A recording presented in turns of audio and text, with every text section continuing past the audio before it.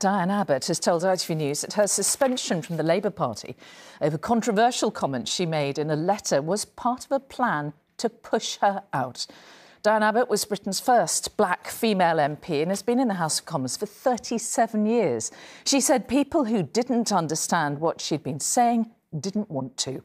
In a wide-ranging interview, she spoke about the racism she suffered during her career, and she also had a word or two about Sir Keir Starmer. There were lighter moments as well, like the occasion during her relationship with Jeremy Corbyn when he agreed to take her out for the day. She spoke to our correspondent, Ronke Phillips. Lovely to see you again. She's now the longest-serving female MP, but it nearly wasn't so. Diane Abbott claims in the run-up to the last election there was a cunning plan by her own party to prevent her from standing as a Labour MP. The National Party, the people around Keir Starmer, were determined to get rid of me. Their deal was that they would restore the whip, but then that day, that afternoon, I would stand down. Well, I just thought that was humiliating, and I said no. And then it was a case of who blinked first, and they blinked first. The row, which escalated to a rally in her constituency, played out for days. It began a year earlier over comments she made that Jewish and traveller people do not experience racism. I just wondered if you regret writing that letter. I think people understood what I was saying. I've been the MP for Hackney for 37 years. It has one of the largest Jewish communities in the country. I think it's number 7.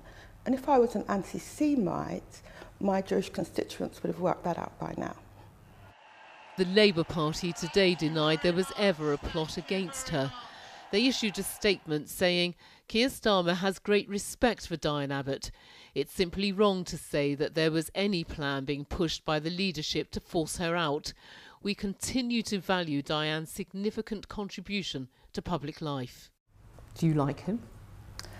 He's the leader of the party. You know, in the end, the leader of your party, you can't really take a view on them. Do you respect him? Again, he's the leader of my party. You can't really take a view on the leader of your party.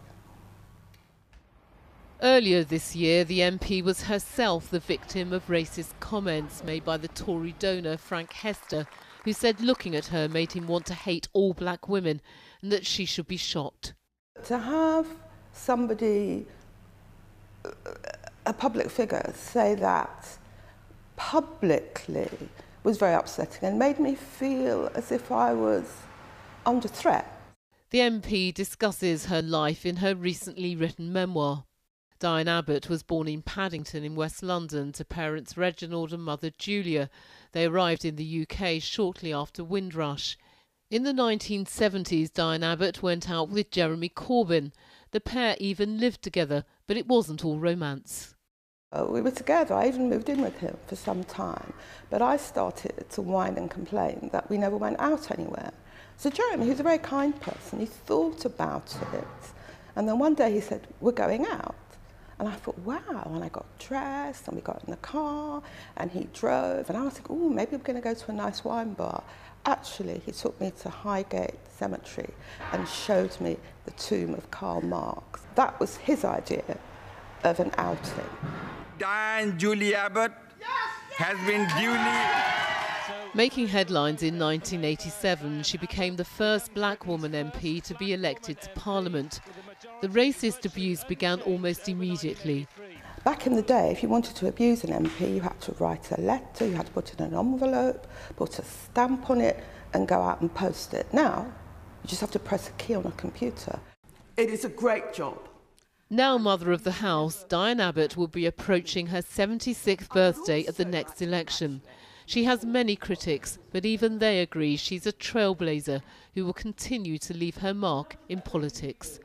Ronke Phillips, ITV News. Well, our political correspondent Harry Horton is in Westminster tonight. Harry, fascinating interview, wasn't it? I mean, clearly there are still tensions between Diane Abbott and elements of the Labour Party, including the Prime Minister.